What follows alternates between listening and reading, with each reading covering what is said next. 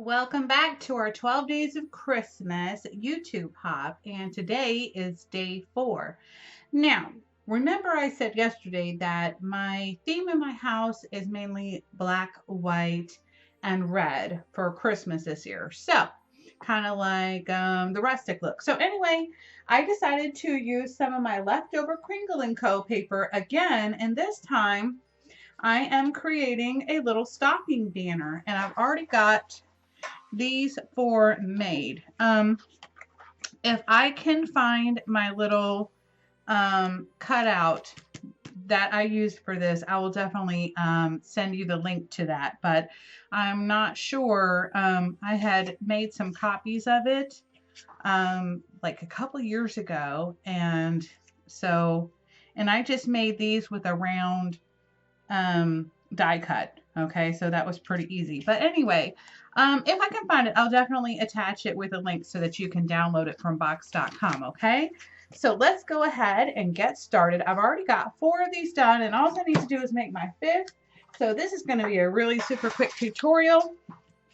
If you like making chipboard items, you probably want to fast forward through this. In fact, you know what? I'm just going to go ahead and make this a fast forward through video and make it a lot easier on y'all. So I guess we'll go ahead and get started.